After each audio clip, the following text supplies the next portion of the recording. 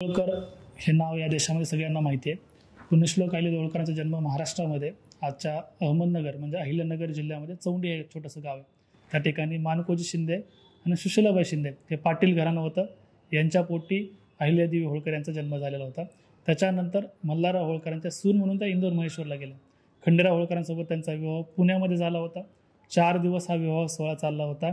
या विवाह सोहळ्याला देशभरातले अनेक राजे महाराजे उपस्थित होते. छत्रपती शिवाजी महाराजांचे तत्कालीन वारसदार शाहू महाराज या विवाह सोहळ्याला उपस्थित होते आणि शाहू महाराजांच्या हस्ते खंडेराव होळकर आणि पुण्यश्लोक अहिल्यादेवी होळकरांचा विवाह झाला होता. आणि मग महाराष्ट्राची लेक नंतर इंदोर महेश्वर मध्य प्रदेशची सून झाली आणि त्या ठिकाणी जाऊन मग त्यांचे सासरे मल्हारराव होळकर यांनी त्यांना वेगवेगळ्या प्रकारचं शिक्षण दिलं. तलवारबाजी, भालाफेक, वेगवेगळ्या भाषेचं शिक्षण दिलं.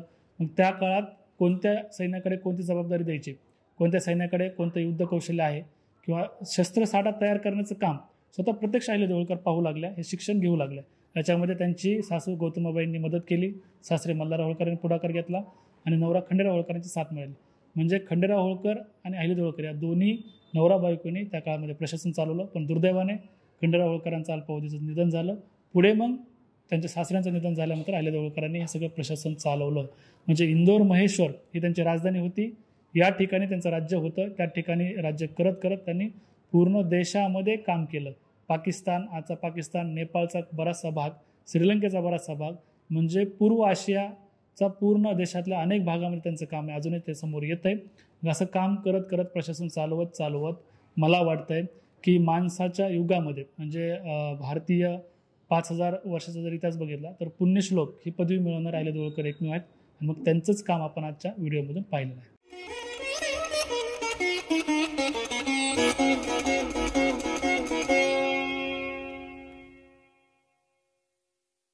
नमस्कार, संगम टॉक्स मराठीमध्ये मी तुमचं सर्वांचं स्वागत करतो. मी महेश पिंगळे आणि आज आपण पुण्यश्लोक अहिल्यादेवी होळकर यांनी देशभरामध्ये मंदिर जीर्णोद्धाराचं जे काम केले ते पाहणार आहोत. त्याच्या पाठीमागची भूमिका काय होते पाहणार आहोत. सुरुवातीला मला सांगायला आवडेल मित्रांनो, पूर्ण देशामध्ये अहिल्यादेवी होळकर यांचं नाव माहीत नसणारे लोक खूप कमी आहेत. त्यांचं नाव आज देशभरामध्ये आहे, देशाच्या बाहेर देखील आहे. तुम्ही देशामध्ये ज्या ज्या भागामध्ये जाता, हिंदू धर्मामधील जे लोक आदरानं ज्या ज्या ठिकाणी नतमस्तक होतात, त्या प्रत्येक ठिकाणी अहिल्यादेवी होळकरांचं नाव घ्यावं लागतं. त्या ठिकाणी अहिल्यादेवी होळकरांना नतमस्तक व्हावं लागतं आणि मग त्यापुढे त्यांनी केलेल्या कामाचा विचार या ठिकाणचे लोक करतात. पण दुर्दैवानं या देशामध्ये त्यांनी केलेल्या कामाबद्दल जास्त बोललं जात नाही, त्यांच्या कामाबद्दल समोर आणलं जात नाही. तर सुरुवातीलाच मंदिर जीर्णोद्धाराचं जे त्यांनी महत्त्वाचं काम या देशामध्ये केलं त्याच्या पाठीमागची भूमिका अशी होती मित्रांनो की देशभरामध्ये भटकंती करणाऱ्या हजारो लाखो लोकांना जेवण्याची व्यवस्था व्हावी, त्यांना राहण्याची व्यवस्था व्हावी, त्यांना पाण्याची व्यवस्था व्हावी. म्हणजे जी भटकंती आहे तर त्याच्यामुळे होणारा त्यांचा जो त्रास आहे, हा त्रास सामान्य लोकांचा कुठेतरी कमी व्हावा, त्यांना सुखाचे आणि आदराचे दिवस मिळावेत, ही त्यांची एक प्रामाणिक भूमिका अहिल्यादेवी होळकरांची होती. सुरुवातीलाच मला सांगायला आनंद वाटेल, भारत देशामध्ये राम मंदिर झालं अयोध्येला आणि राम मंदिर हे आज करोडो लोकांच्या आस्था आहे देशातल्या. राम मंदिर ज्या ठिकाणी झालं ते अयोध्या शहरामध्ये, आज अयोध्येच्या भागामध्ये त्या काळामध्ये अहिल्यादेवी होळकरांनी काम केलं. त्या ठिकाणच्या लोकांना, विस्थापित झालेल्या लोकांना प्रस्थापित केलं, त्या ठिकाणच्या नदीवर घाट बांधले. म्हणजे आज अयोध्या हे शहर ज्या स्थित आहे भारत देशामध्ये, याच्या पाठीमागे कुठेतरी अहिल्यादेवी होळकरांनी त्या काळात केलेलं काम उपयोगाला येतं. ही महत्त्वाची गोष्ट या ठिकाणी आपण समजून घेतली पाहिजे. म्हणजे भारत देशातल्या अनेक ज्या आस्था आहेत हिंदू धर्माच्या, अनेक ज्या प्रेरणा आहेत हिंदू धर्माच्या, त्या टिकवून ठेवण्याचं काम आपल्या प्रशासनाच्या माध्यमातून मध्य काळामध्ये अहिल्यादेवी होळकरांनी ताकदीनं केलं. लक्षात घ्या, नेपाळ, पाकिस्तान, भारत या अशा खंडातल्या बऱ्याचशा भागामध्ये अहिल्यादेवी होळकरांनी काम केलं. आज अहिल्यादेवी होळकरांच्या इतिहासावर बोलणारे लोक तुम्हाला फार कमी दिसतील. मागच्या 75 वर्षात स्वातंत्र्यापासून आजपर्यंतचा जर विचार केला तर त्यांच्यावर बोलणारे लोक खूप कमी होते. तरी पण अहिल्यादेवी होळकर हे नाव आज तुम्हाला दिसतं. याचं कारण आहे त्यांनी बांधलेल्या ज्या बारवा आहेत, त्यांनी बांधलेल्या ज्या विहिरी आहेत, त्यांनी केलेल्या मंदिराचा जे जीर्णोद्धार आहे ते आजही तुम्ही उघड्या डोळ्याने व्यवस्थित पाहू शकता. ते आजही चांगल्या स्थितीमध्ये आहे. त्याचा उपयोग आजही सामान्य लोकांना देशामध्ये होतोय. म्हणजे आजही तुम्ही जर एखाद्या बारावर गेला त्या ठिकाणी स्वच्छ पिण्याचं पाणी माणसांना आणि जनावरांनाही उपलब्ध होतं. म्हणजे एवढी दूरदृष्टीचं काम अहिल्यादेवी होळकर त्यांच्या प्रशासनाने आणि त्यांच्या लोकांनी केलं होतं. लक्षात घ्या, काशी हे हिंदूचं सगळ्यात पवित्र ठिकाण, म्हणजे भारतातल्याच असेल किंवा जगभरातल्या हिंदूंना काशी हे पवित्र मानलं जातं. या काशी विश्वेश्वराचा जीर्णोद्धार अहिल्यादेवी होळकरांनी केला. त्या ठिकाणच्या लोकांची व्यवस्था, साधू संतांची व्यवस्था अहिल्यादेवी होळकरांनी केली. आणि त्या माध्यमातून त्या काळापासून ते कुठंतरी विस्कळीत होत होतं. बघा, काही आक्रमक लोकांनी भारत देशातल्या अनेक मंदिरांना त्रास देण्याचं काम केलं, अनेक मंदिरं फोडण्याचं काम केलं, अनेक मंदिरं उद्ध्वस्त करण्याचं काम केलं आणि कुठंतरी ही संस्कृती लोप पावत चालली होती मध्य भारतामध्ये. तर त्या काळामध्ये एक स्त्री राज्यकर्ते अहिल्यादेवी होळकर यांनी आपल्या प्रशासनाच्या जोरावर स्वतःकडे त्यांचे जे सासरे होते सुभेदार मल्हारराव होळकर यांनी जे त्यांच्याकडे प्रशासन दिलं होतं, जो पैसा दिला होता, या सगळ्या जोरावर त्यांनी देशभरामध्ये काम केलं. सांगायला आनंद वाटेल मित्रांनो, 12 ज्योतिर्लिंगाचे जे मंदिर आहेत पूर्ण देशामध्ये, जे हिंदू धर्मासाठी, भारतीयांच्या सर्व बहुजन समाजासाठी हे एक प्रेरणास्थान आहेत किंवा ते आस्थेचं स्थान आहे. त्या ठिकाणी लोक जातात, आस्थेनं पूजन करतात, नेहमी त्या ठिकाणी जातात. ज्या ज्यावेळेस त्यांना वाटतं की आमच्या आयुष्यामध्ये दुःख आहे, तिथं नतमस्तक होत असतात शंकराच्या चरणी. हे सगळ्या मंदिरांना जोडण्याचं काम अहिल्यादेवी होळकरांनी केलं. म्हणजे काशी ते रामेश्वरम असे त्यांच्या काळामध्ये त्यांनी एक योजना आणली होती. हिमालयापासून काशी, काशीपासून रामेश्वरमपर्यंत त्यांनी भटकंती केली, प्रवास केला पूर्ण देशामध्ये आणि सगळ्या मंदिराची पाहणी केली. सगळ्या भागांची पाहणी करून त्या ठिकाणी आपल्याला काय करता येईल, ही व्यवस्था कशी निर्माण करता येईल याचा विचार केला. त्याच्यानंतर त्यांनी आपल्या प्रशासनातल्या लोकांना सोबत घेतलं आणि काम करू लागलं. काशीपासून रामेश्वरमपर्यंत रोज कावडे निघत, म्हणजे 30-40 लोक एकत्रित आहेत, कावड घेऊन ते रामेश्वरमपर्यंत चालत जाणार. आणि मग ह्या सगळ्या बघा, काशीचं मंदिर एका भागात आहे, रामेश्वरमचं मंदिर दुसऱ्या भागात आहे. तर या माध्यमातून त्यांनी या भारत देशाला जोडण्याचं काम केलं. म्हणजे दोन्हीमध्ये जे काही लागत होते, शहरं लागायचे, संस्थानं लागायचे, राजे महाराजे लागायचे, या सगळ्यांची टपाल व्यवस्था पुरवण्याचं काम अहिल्यादेवी होळकरांनी केलं. म्हणजे टपाल व्यवस्थेचे निर्माण त्या माध्यमातून, देवधर्माच्या माध्यमातून अहिल्यादेवी होळकरांनी केलं.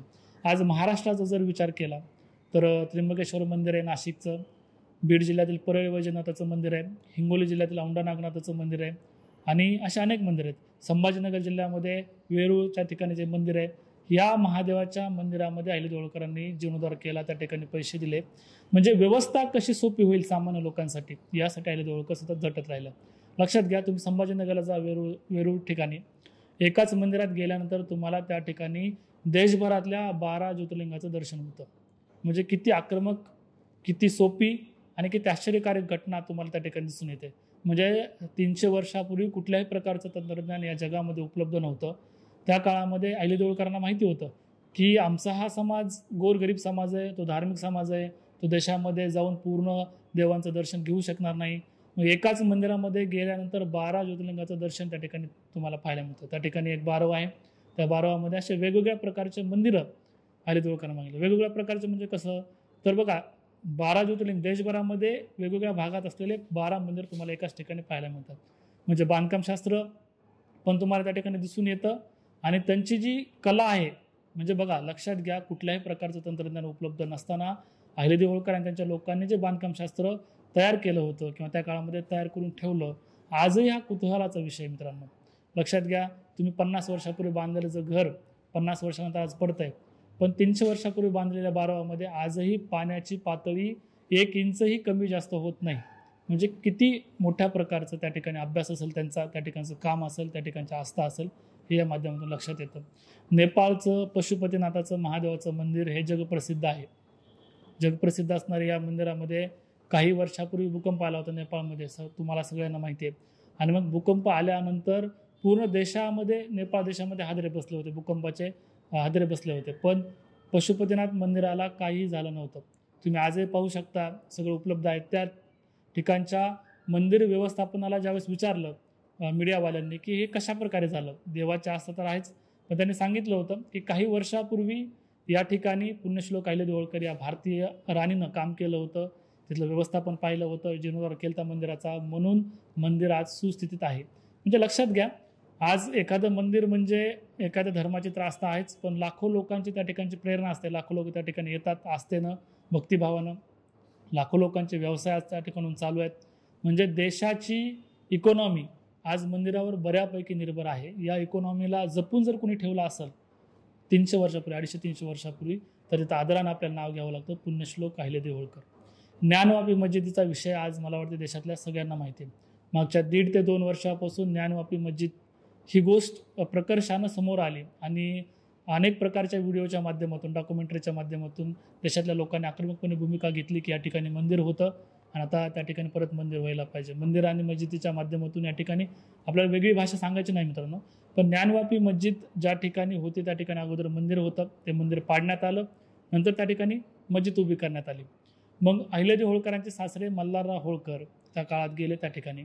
त्यांनी असं ठरवलं की आता आपण मस्जिद पाडणार आहोत आणि त्या ठिकाणी परत हे मंदिर उभं करणार आहोत. जे आजही जर तुम्ही त्या मस्जिदीमध्ये गेल्यानंतर तुमच्या लक्षात येईल की खालचा जो भाग आहे तो मंदिराचाच आहे, वरच्या भागाला फक्त मस्जिद टाईप त्यांनी केलेलं आहे. पण त्या काळातल्या काही लोकांनी, ज्ञानवापी मस्जिदीच्या ठिकाणच्या असलेल्या काही लोकांनी सांगितलं की मल्हारजी, तुम्ही हे काम या ठिकाणून करून जाताल, पण नंतर दिल्लीच्या बादशहाचा रोष आम्हाला स्वीकारावा लागेल. त्यामुळे मल्हारराव होळकरांनी ते काम त्या ठिकाणी केलं नाही आपल्या लोकांचं ऐकून. पण नंतरच्या काळात ज्यावेळेस मल्हारराव होळकरांच्या निधनानंतर अहिल्यादेवी होळकरांकडे पूर्ण प्रशासन आलं, त्या काम करू लागल्या. त्यावेळेस अहिल्यादेवी होळकरांनी त्या ज्ञानवापी मस्जिदीला हातही न लावता त्याच शेजारी मंदिर बांधलं आणि या माध्यमातून हिंदू मुस्लिम ऐक्याचा देखील संदेश दिला. म्हणजे अशी अनेक उदाहरणं मी तुम्हाला देऊ शकतो की ज्या ठिकाणी बघा, मुस्लिम राज्यकर्ते असताना देखील त्या ठिकाणी जायचं, आपलं प्रशासकीय पॉवर दाखवायची, राजकीय शक्ती दाखवायची आणि मस्जिदीला हात न लावता त्या ठिकाणी मंदिर बांधायचं. मला वाटतंय या भारत देशाच्या मागच्या 10,000 इतिहासामध्ये तुम्हाला असं योग्य उदाहरण सापडणार नाही. महाराष्ट्राचा जर विचार केला तर वारकरी संप्रदाय हा खूप मोठा संप्रदाय या देशामध्ये आहे. महाराष्ट्र आणि आजूबाजूच्या अनेक राज्यामध्ये या संप्रदायाने धार्मिक, राजकीय, सांस्कृतिक आणि सामाजिक सलोखा टिकून ठेवलेला आहे. वारकरी संप्रदायासाठी जर सगळ्यात मोठं काम या देशामध्ये कुठल्या राजानं केलं असेल, महाराणीने केलं असेल, तर त्या नाव आहे पुण्यश्लोक अहिल्यादेवी होळकर. आज पंढरपूर हे ठिकाण आहे. पंढरपूरमध्ये आज सगळ्या जाती धर्मातले, पूर्ण देशभरातले लाखो भाविक दरवर्षी त्या ठिकाणी येत असतात. पंढरपुरात पांडुरंगाच्या चरणी नतमस्तक ठेवून पाया पडत असतात. पण काही वर्षापूर्वी पंढरपूर या ठिकाणी कुठल्याही प्रकारची व्यवस्था नव्हती सामान्य लोकांसाठी. त्या ठिकाणी पंढरपूरच्या वारकऱ्यांची व्यवस्था व्हावी म्हणून अहिल्यादेवी होळकर त्या ठिकाणी 3 मजली वाडा बांधला, त्या ठिकाणी येणाऱ्या लोकांची राहण्याची व्यवस्था व्हावी म्हणून. अहिल्यादेवी होळकरांचे पती खंडेराव होळकर हे दोघंजणही प्रशासनावर होते. खंडेराव होळकरांनी स्वतः त्या ठिकाणी 45 रुपये दरवर्षी, दर महिन्याला काही रुपये, दरवर्षी काही रुपये पंढरपूरसाठी मंजूर करून ठेवले होते. पंढरपूरच्या नैवेद्याची व्यवस्था व्हावी, पंढरपूरच्या शहराची व्यवस्था व्हावी, वारकऱ्यांची व्यवस्था व्हावी, मग सर्व प्रकारची व्यवस्था, त्या ठिकाणी येणाऱ्या वारकऱ्यांना जेवण्याची व्यवस्था, राहण्याची व्यवस्था, आंघोळीची व्यवस्था, पाण्याचं देखील व्यवस्थापन त्या ठिकाणी लोकांनी केलं. म्हणजे बघा, आज देखील महाराष्ट्र शासन असेल, भारत सरकार असेल, एवढा खर्च वारकऱ्यांसाठी करत नाही, तेवढे करोडो रुपये अहिल्यादेवी होळकर आणि खंडेराव होळकरांनी त्या काळामध्ये पंढरपूरसाठी केले. म्हणजे बघा, वारकरी संप्रदायाला टिकून ठेवण्यासाठी अहिल्यादेवी होळकरांनी जे केलेलं काम आहे हे अतिशय महत्त्वाचं आहे. म्हणजे बघा, ही परंपरा लक्षात घ्या तुम्ही. आज वारी मार्गाच्या माध्यमातून जो लाखो वारकरी पंढरपूरमध्ये येतो, त्यांची किती हेळसांड होते तुम्ही डोळ्यानं पाहू शकता. पण अहिल्यादेवी होळकरांनी हे सगळ्या गोष्टींवर मात केली. एकीकडे परिस्थिती लक्षात घ्या, हे सगळं मी काम तुम्हाला सांगतोय, प्रत्येक ठिकाणचं देशातलं आणि विदेशातलं अहिल्यादेवी होळकर काम करतात. दुसरीकडे अहिल्यादेवी होळकरांची परिस्थिती अत्यंत नाजूक आणि वाईट होती, बिकट होती. त्यांच्या कौटुंबिक स्थितीचा जर विचार केला तुम्ही तर बघा, तुम्ही एक विचार करू शकता की देवधर्म करणाऱ्या लोकांसाठी दुःख यायला नाही पाहिजे असं आपण बोलून जातो सहजपणे. पण अहिल्यादेवी होळकरांनी देशभरामध्ये जवळपास, अंदाजे इतिहासकार अभ्यास करतायत, अजूनही अभ्यास समोर येईल, जवळपास 5,000 मंदिराचा जीर्णोद्धार अहिल्यादेवी होळकरांनी केला असं सांगितलं जातं. जवळपास हजारो विहिरी बांधल्या त्यांनी असं सांगितलं जातं. हजारो अन्नछत्र उभे केले असं सांगितलं जातं. अजूनही अभ्यास चालू आहे, अजूनही बऱ्याचशा गोष्टी समोर यायच्या आहेत. पण त्यांची जर कौटुंबिक स्थिती जर तुम्ही पाहिली, लक्षात घेतली, अभ्यास केला, तर तुमच्या लक्षात येईल मित्रांनो की जर एखाद्या व्यक्तीच्या आयुष्यात दुःख किती यायला पाहिजे, सर्वात दुःखी जर कोण आहे मागच्या 300 वर्षामध्ये, असं जर कोणी प्रश्न विचारला तर मी सांगेल की अहिल्यादेवी होळकरांनी एवढं दुःख मला वाटत नाही कोणाच्या वाटेला आलं असेल. सुरुवातीला त्यांच्या सासऱ्यांचं निधन झालं, मल्हारराव होळकरांचं, ज्या सासऱ्यांनी त्यांना घडवलं होतं, प्रशासनामध्ये आणलं होतं, शिक्षण दिलं होतं, त्यांच्या निधनामुळे त्या एकाकी पडल्या. नंतर त्यांचे पती खंडेराव होळकरांचं निधन झालं. खंडेराव होळकरांचा युद्धामध्ये मृत्यू झाला, ते त्यांची साथ देत होते चांगली. त्यांच्या दुसऱ्या इतर खंडेराव होळकरांच्या बायका होत्या, म्हणजे अहिल्यादेवी होळकरांच्या सवती, ज्या त्यांना बहिणीप्रमाणे होत्या, त्या सगळ्यांना सती जावं लागलं. अहिल्यादेवी होळकरांना देखील सती जायची वेळ आली होती, पण त्या गेल्या नाहीत. मग नंतर त्यांचा मुलगा वारला मालेराव होळकर, नंतर त्यांची मुलगी वारली मुक्ताबाई, नंतर त्यांचा जावई वारले यशवंत फणसे, नंतर त्यांचा एकमेव नातू राहिला होता, तो नातू देखील वारला. म्हणजे जवळपास बघा, मल्हारराव होळकर त्यांचे सासरे वारल्यानंतर त्यांच्या बायका सगळ्या सती गेल्या, त्यांचा नवरा खंडेराव होळकर वारल्यानंतर त्यांच्या बायका सती गेल्या. म्हणजे जवळपास 23 लोकांचे घरातील मृत्यू अहिल्यादेवी होळकरांनी डोळ्याने पाहिले होते. असं कुणाच्या घरामध्ये होऊ नये, पण तुमच्या माझ्या घरामध्ये जर एखादा व्यक्ती मरण पावला तर 5 ते 10 वर्ष तुम्ही त्या दुःखामधून बाहेर पडत नाहीत. म्हणजे 1 वर्ष आड, 6 महिने आड, 2 वर्ष आड कोणी ना कोणी त्यांच्या घरामधून मरण पावत होतं, मृत्यू पावत होतं. एवढं प्रचंड दुःख अहिल्यादेवी होळकरांच्या वाट्याला आलं होतं. म्हणजे एक विचार करा, त्या अहिल्यामाई होळकरांची जी परिस्थिती होती, मानसिक स्थिती किती नाजूक असेल, किती वाईट असेल, किती दुःखाची असेल. पण हे सगळं दुःख अहिल्यादेवी होळकरांना बाजूला ठेवलं. त्यांची एकमेव भूमिका होती, मला या देशातल्या लोकांसाठी काम करायचं आहे, आणि मग त्या काम करत गेल्या. त्यांनी कुठल्याही प्रकारचा विचार केला नाही. लक्षात घ्या, सोपं नसतं गोष्ट. मी सुरुवातीला म्हणजे तिचं उदाहरण दिलं तुम्हाला. ज्या ठिकाणी मुस्लिम राज्यकर्ते आहेत त्या ठिकाणी जायचं आणि हिंदूचं मंदिर बांधायचं आणि मुस्लिम हिंदू एकोपा ठेवून सगळ्या लोकांसाठी काम करायचं, ही त्या काळामध्ये सोपी गोष्ट नव्हती. म्हणजे मध्य भारतातलं तत्कालीन राजकारण प्रस्थापित करण्याचं काम अहिल्यादेवी होळकरांनी केलं. मंदिर जीर्णोद्धाराच्या कामामुळे भारत देशाला भारत म्हणून ओळख निर्माण झाली अहिल्यादेवी होळकरांच्या. लक्षात घ्या, हिमालयामध्ये गेले अहिल्यादेवी होळकर आणि त्यांचे सहकारी, आणि त्या ठिकाणी जाऊन त्यांनी ठरवलं की आता आपण या ठिकाणाहून कुठल्या कुठल्या मंदिराचा जीर्णोद्धार करू शकतो, कोणत्या कोणत्या मंदिराला जोडू शकतो. आणि तुम्ही जर भौगोलिक स्थितीचा अभ्यास केला, जिओग्राफिकल, आजही विज्ञानच्या विद्यार्थ्यांना देखील पडलेला प्रश्न आहे, तर कुठल्याही प्रकारचं तंत्रज्ञान नसताना त्यांनी ह्या सगळ्या भारत देशाला जोडण्याचं काम आपल्या कामाच्या माध्यमातून अहिल्यादेवी होळकरांनी केलं. आजही तुम्ही पाकिस्तानला जावा, कराचीला, तिथं शिवाचं मंदिर आहे, त्या मंदिराचा जीर्णोद्धार अहिल्यादेवी होळकरांनी केला. मी नेपाळच्या मंदिराचं तुम्हाला उदाहरण दिलं. ते मंदिर आज त्या सुस्थितीत आहे या सगळ्या गोष्टीमुळे. बघा, मग महाराष्ट्र असेल, मध्य प्रदेश असेल, उत्तर प्रदेश असेल, सगळ्याच भागात अयोध्येमध्ये अहिल्यादेवी होळकरांनी काम केलं. या कामामागची भूमिका आपल्याला समजून घ्यायची की हे काम अहिल्यादेवी होळकरांनी कशामुळे केलं, आणि हे काम करताना त्यांनी कुठल्या कुठल्या प्रशासकीय व्यवस्थेचा वापर केला, कुठल्या पैशाचा वापर केला. मुळात मल्हारराव होळकर यांना सुरुवातीला 2 मिनिटात तुम्हाला समजून घ्यावं लागेल. मल्हारराव होळकर हे या भारत देशातलं खूप मोठं नाव होतं. पानिपत युद्धामध्ये ज्यावेळेस पराभव झाला होता आणि हा भारत देश संपतो की काय अशी परिस्थिती निर्माण झाली होती, त्यावेळेस या भारत देशाला सावरण्याचं काम मल्हारराव होळकरांनी केलं. हे मल्हारराव होळकर पूर्ण देशामध्ये काम करत होते आणि छत्रपती शिवाजी महाराजांनी जे स्वराज्य या राज्यामध्ये आणि देशामध्ये निर्माण केलं, या स्वराज्याचा भगवा पूर्ण भारत देशामध्ये, उत्तर भारतात पसरवण्याचं काम, फक्त भारतच नाही तर पाकिस्तानच्या अटक किल्ल्यापर्यंत या स्वराज्याचा भगवा फडकवण्याचं काम मल्हारराव होळकरांनी केलं होतं. आणि मग देशातलं, त्यांच्यासमोर त्यांना असं म्हटलं जातं, श्रीमंत सुभेदार, मग देशातलं सगळ्यात श्रीमंत संस्थान मल्हारराव होळकरांचं होतं. आणि मग त्यांनी एक क्रांतिकारी निर्णय घेतला की माझ्याकडे जी संपत्ती आहे, ही संपत्ती मी माझे सून अहिल्यादेवी होळकर आणि माझी पत्नी गौतमाबाई होळकर यांना देणार. लक्षात घ्या, किती क्रांतिकारी निर्णय होता. 300 वर्षापूर्वी महिलांना कसले अधिकार नव्हते. अशा परिस्थितीमध्ये यांनी आपल्या सुनेला आणि बायकोला शिकवलं होतं, प्रशासनामध्ये सोबत घेतलं होतं, आणि मग आज आपल्याकडे जे बँक अकाउंट असतं, अशा प्रकारे त्यांनी 2 खाजगी कोष तयार केले. एक खाजगी कोष त्यांची सून अहिल्यादेवी होळकरांना दिला आणि दुसरा खाजगी कोष आपली पत्नी अहिल्यादेवी होळकरांची सासू गौतमाबाईंना दिला. आणि मग अहिल्यादेवी होळकरांनी जे काम या देशामध्ये केलं आहे, जो पैसा खर्च केला आहे, बघा मी खूप जबाबदारीनं बोलतोय की अहिल्यादेवी होळकरांनी एवढा पैसा खर्च केला या देशामध्ये की आज जर सगळं कॅल्क्युलेशन आपण केलं पूर्ण देशामधलं तर मोजूही शकणार नाही तेवढे पैसे अहिल्यादेवी होळकरांनी दिले. पण यामध्ये जे प्रशासन अहिल्यादेवी होळकरांकडे होतं, जे राज्य अहिल्यादेवी होळकरांकडे होतं, या राज्यातला एकही रुपया अहिल्यादेवी होळकरांनी खर्च केला नाही.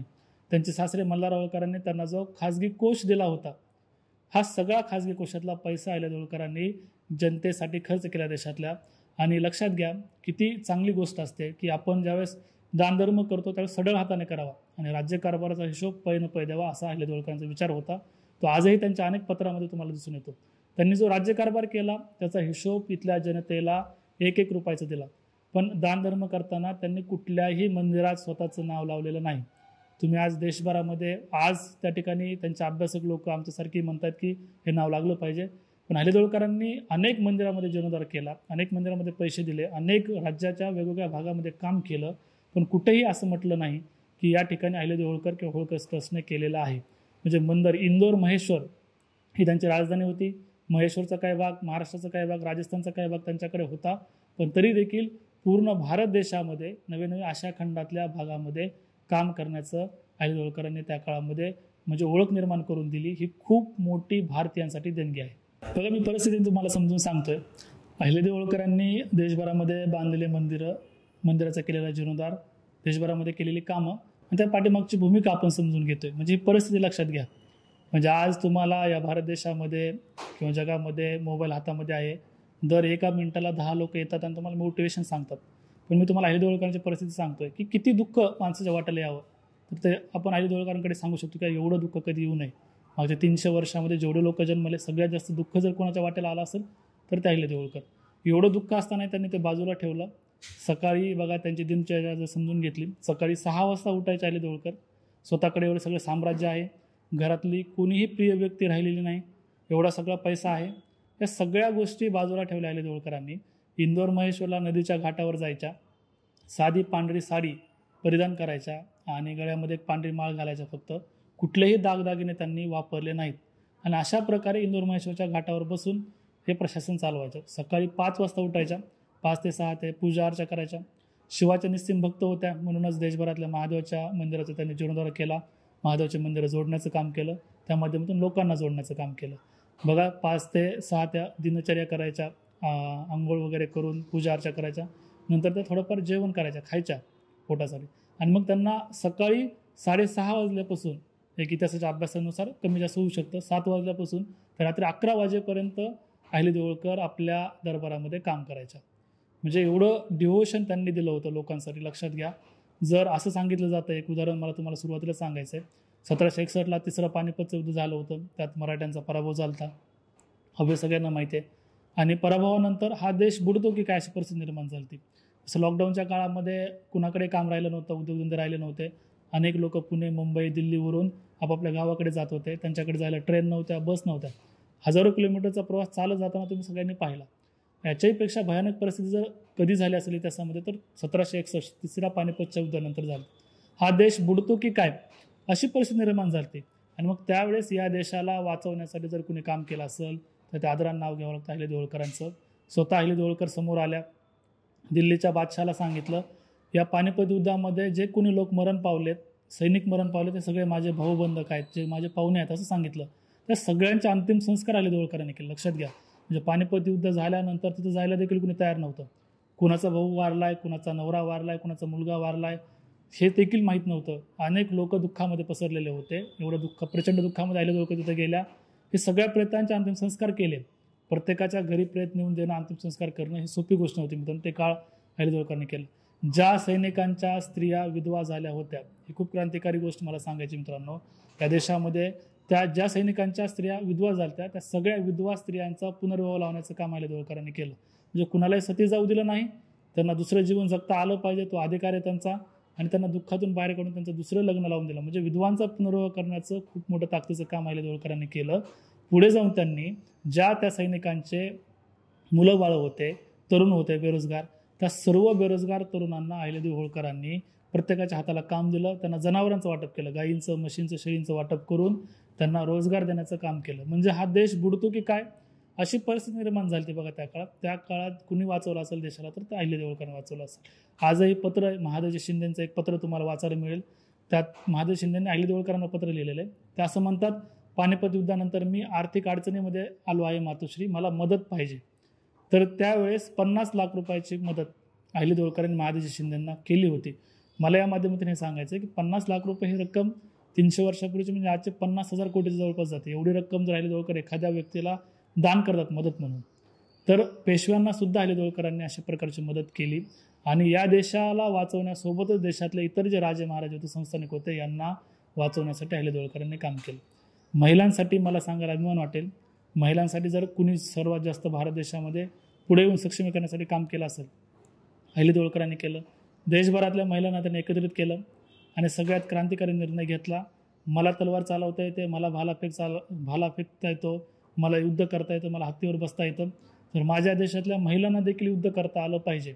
आणि मग या देशातलंच नाही तर जगातलं पहिलं महिलांना युद्ध प्रशिक्षण देणारं विद्यालय अहिल्यादेवी होळकरांनी सुरू केलं. फक्त सुरूच नाही केलं तर त्या ठिकाणी प्रशिक्षित महिला राखीव दल अहिल्यादेवी होळकरांनी आपल्या राज्यामध्ये तयार केली. म्हणजे लक्षात घ्या, आज 2010 नंतर भारत देशातल्या आर्मीमध्ये महिला गेल्या, आज पोलीस महिला होत आहेत, मुली होत आहेत, आर्मीमध्ये मुली जात आहेत, आज जात आहेत. एवढ्या स्वातंत्र्याच्या 80 वर्षानंतर, एवढ्या सगळ्या आधुनिक युगामध्ये. 300 वर्षापूर्वी भारत देशामध्ये अत्यंत वाईट परिस्थिती होती.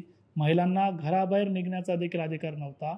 अशा परिस्थितीत त्यांना तलवारबाजी, युद्ध शिकवणं आणि महिलांची राखीव सैन्याची फौज तयार करणं, याच्यापेक्षा मला वाटते जगामध्ये महिलांना सन्मान वाढवणारी दुसरी क्रांतिकारी गोष्ट नसेल.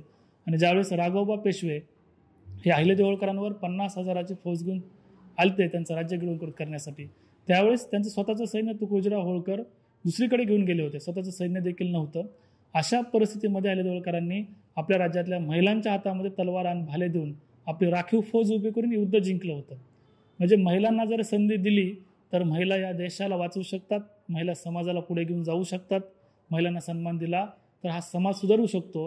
हे इतिहासातलं हे अहिल्यादेवी होळकरांचं उदाहरण मला वाटतं आज भारत देशातल्या सगळ्या जाती धर्मातल्या सगळ्या लोकांसाठी, सगळ्या घरांसाठी प्रेरणादायी असं मला वाटतं.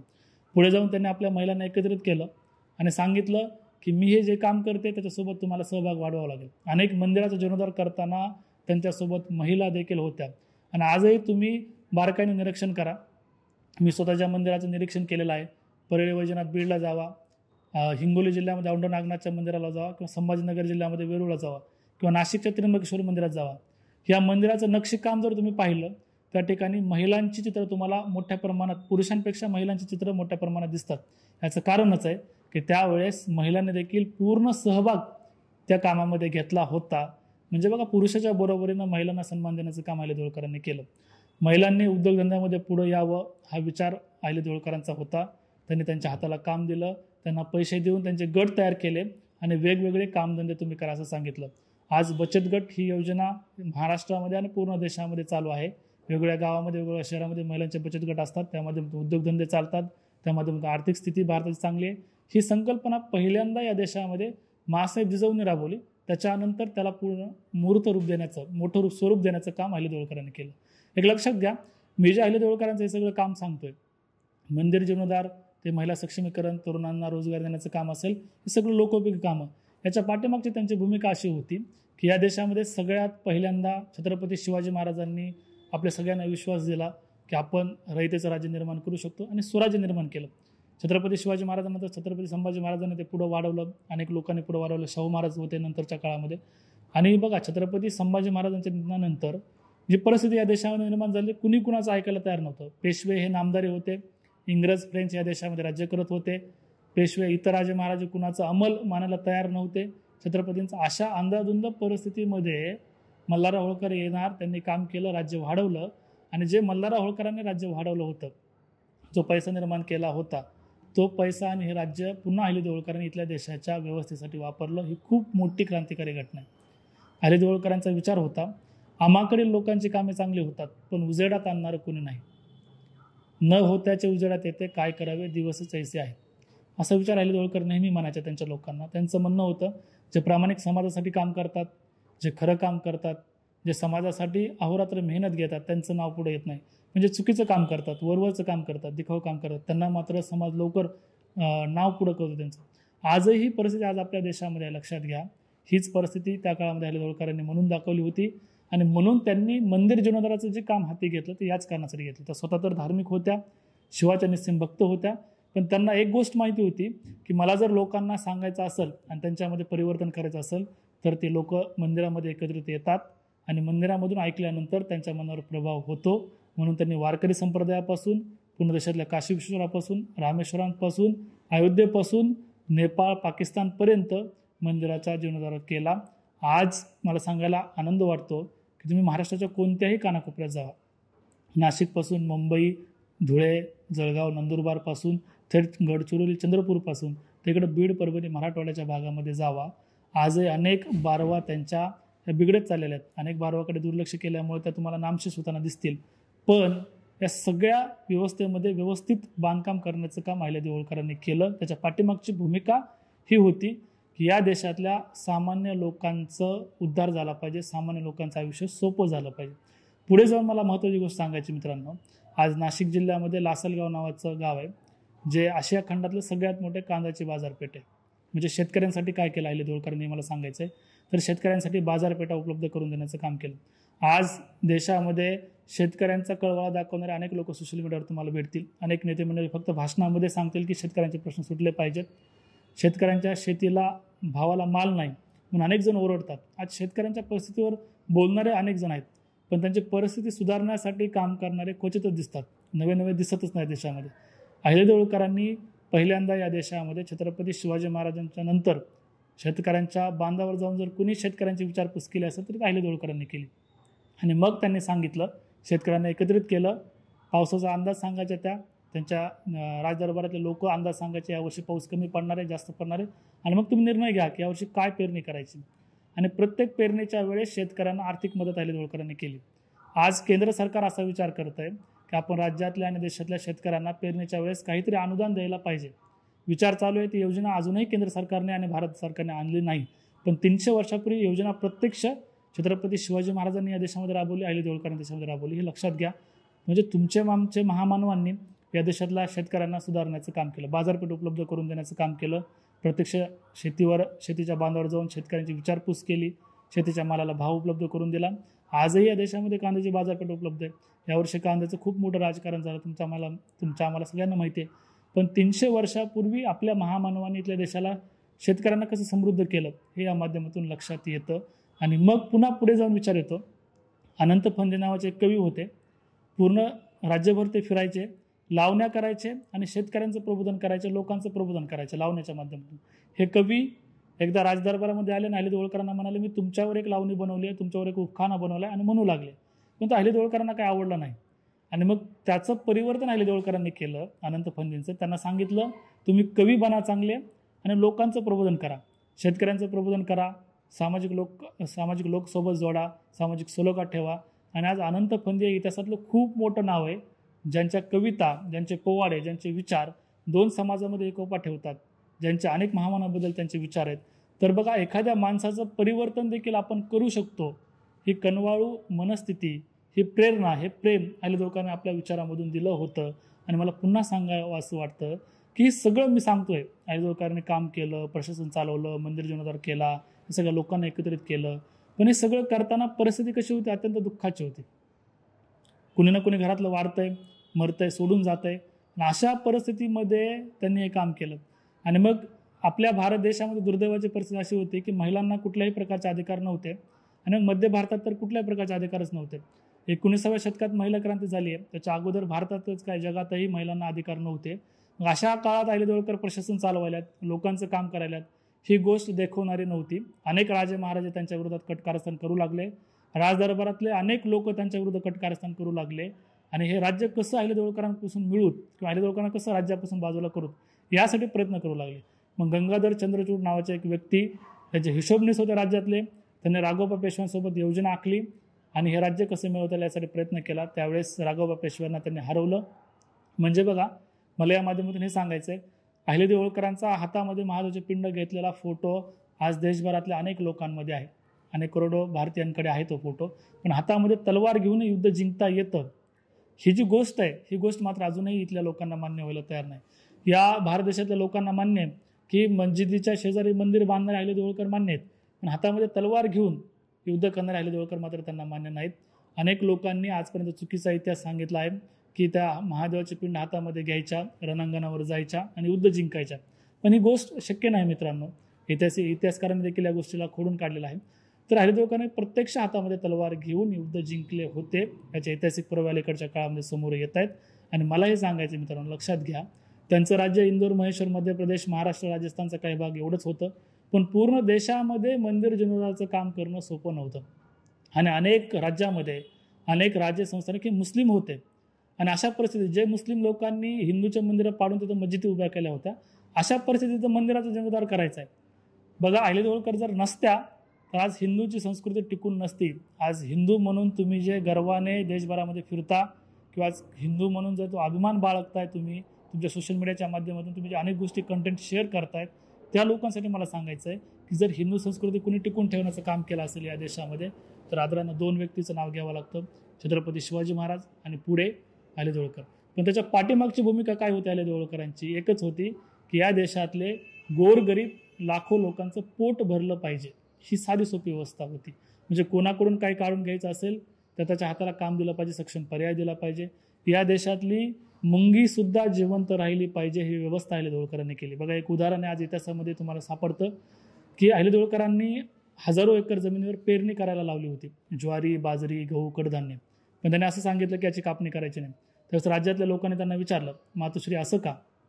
तर त्यावेळेस त्यांनी सांगितलं, माझ्या राज्यामध्ये प्राणी आहेत, पक्षी आहेत, मुंग्या आहेत, ह्या सगळ्यांची व्यवस्था कोण करणार? यांना खायला कोण देणार? म्हणजे मुंगीसुद्धा जिवंत राहिली पाहिजे, मुंगीला देखील साखर मिळाली पाहिजे, प्राण्यांना देखील, पक्ष्यांना देखील जेवायला मिळालं पाहिजे. या व्यवस्था मानणाऱ्या, हिंदुत्ववादी जपणाऱ्या अहिल्यादेवी होळकर होते, लक्षात घ्या. हाच विचार मला वाटतंय हिंदुत्ववादी लोकांनीही घ्यायला पाहिजे. ही सगळी भूमिका आपण लक्षात घेतोय. त्यांनी सांगितलेलं काम मी तुम्हाला सांगतो देशभरातलं. तर पाठीमागं सामान्य लोकांसाठी आयुष्य कसं सुंदर होईल, सोपं होईल, यासाठी काम अहिल्या देवळकर करत गेलं. एक प्रसंग सांगत होतो मी की नदी किनारी गेले अहिल्या देवळकर, राज्यामधल्या व्यवस्था पाहत होत्या.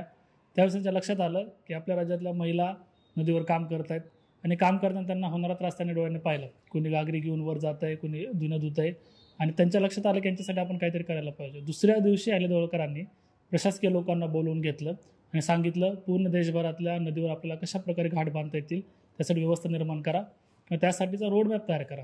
आणि मग कशा प्रकारे करायचं, तर अहिल्या देवळकरांनी स्वतः नदी किनारी गेल्या, तिथल्या महिलांना सोबत घेतलं आणि तुम्हाला त्यांच्या आकृतीनुसार, त्यांच्या शरीरानुसार त्या पायऱ्या त्यांनी प्रत्येक नदी किनारी बांधल्या. आजही तुम्ही देशामध्ये वेगवेगळ्या नदी किनारी जावा, त्या ठिकाणी जिथं घाट बांधलेले आहेत ते घाट तुम्हाला अहिल्या देवळकरांनी बांधलेले तुमच्या लक्षात येतील. आणि अशा प्रकारे आहेत की तुम्हाला जाताना, वर जाताना, खाली जाताना त्रास होऊ नये आणि महिलांना विशेषतः त्रास होऊ नये यासाठी ही व्यवस्था निर्माण केलेली आहे.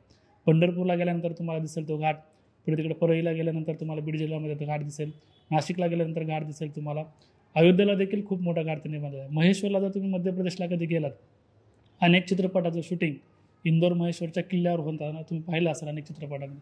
तो जो संपूर्ण घाट बांधण्याचं काम अहिल्या देवळकरांनी केलं.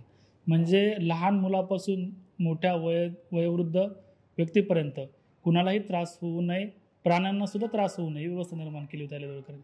म्हणजे बघा, आज तुम्ही राज्यातल्या किंवा देशातल्या कोणत्याही भागात असू द्या, तुम्हाला जर माहिती असेल की आपल्या भागामध्ये अहिल्या देवळकरांनी जीर्णोद्धार केलेला आहे, घाट बांधलेला आहेत किंवा विहीर बांधलेल्या आहेत, किंवा त्या विहिरीमध्ये जाऊन बघा तुम्ही, किंवा बारव असेल बारवामध्ये जाऊन बघा, आजही जाऊन पहा तुम्ही, तुमच्या लक्षात येईल त्यांनी, त्यांच्या लोकांनी त्या काळात जे बांधकाम केलेलं आहे आजही चांगल्या स्थितीमध्ये आहे. आणि पाण्याची पातळी जी आहे ना, पाण्याची पातळी 1 इंचही कमी जास्त होताना तुम्हाला दिसणार नाही. चारी बाजूने तुम्ही निरीक्षण करा, वाटलं तर यंत्र घेऊन जावा, इंजिनियर्स लोक आजही त्यावर अभ्यास करत तुमच्या लक्षात येईल. एवढी तंत्रज्ञानिक व्यवस्था 300 वर्षापूर्वी कसलीही परिस्थिती नसताना अहिल्या देवळकरांनी कशा प्रकारे उभी केली असेल, त्यांच्या लोकांनी कशा प्रकारे उभी केली असेल, आज देशातल्या अनेक लोकांसाठी कुतूहलाचा आणि अभ्यासाचा विषय. यावर देखील अनेक लोक अभ्यास करत आहेत, त्याच्यावर आणखीनही मार्गदर्शन त्यांना लक्षात येत नाही. पण दुर्दैवानं भारत देशाची अशी परिस्थिती होती की या देशातला इतिहास सांगण्याची गरज कुणाला वाटत नाही किंवा या देशातल्या खऱ्या इतिहासावर काम करणारे लोक कमी आढळतात. मग आज अहिल्या देवळकरांचा इतिहास तुम्ही कशा प्रकारे पाहू शकता, अहिल्या देवळकरांनी केलेलं मंदिर जीर्णोद्धाराचं काम, त्याच्या पाठीमागची भूमिका तुम्हाला कुठून लक्षात येईल.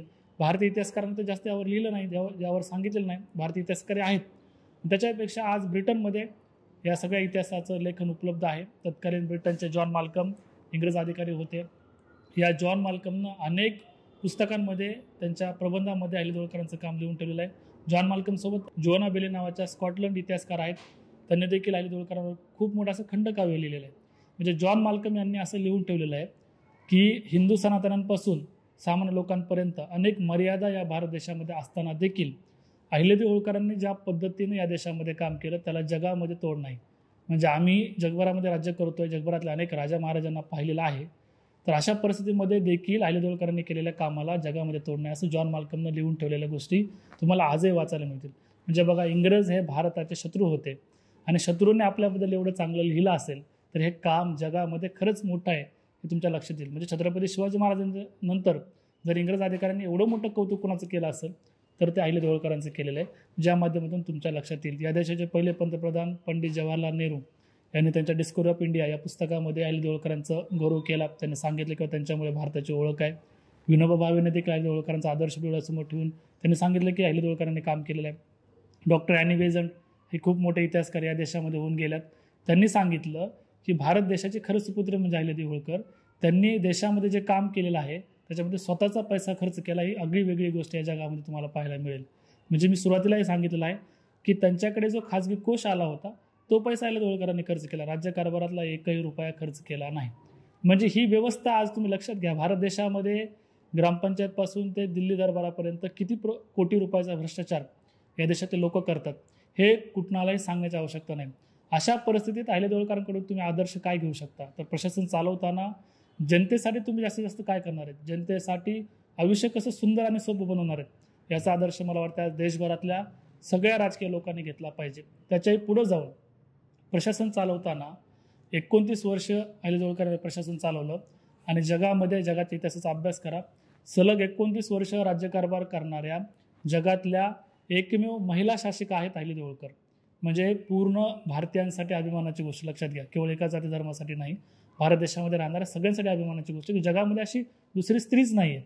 आणि मग ज्या काळामध्ये स्त्रियांना कसले अधिकार नव्हते त्या काळात सलग 29 वर्ष राज्यकारभार अहिल्यादेवी होळकरांनी चालवला. ज्या काळामध्ये इंग्रज आणि ईस्ट इंडिया कंपनी चांगल्या मोठ्या प्रमाणात काम करत होते. फ्रेंच होते, दिल्ली दरबाराचे होते, अनेक मुस्लिम राज्यकर्ते होते, अनेक इतर राजे महाराज होते. अशा सगळ्या लोकांच्या सोबत मध्य भारतामध्ये अहिल्यादेवी होळकर काम करत आहेत आणि 29 वर्षात 1 इंच जमीनही कुठलाही शत्रू त्यांचा घेऊ शकला नाही.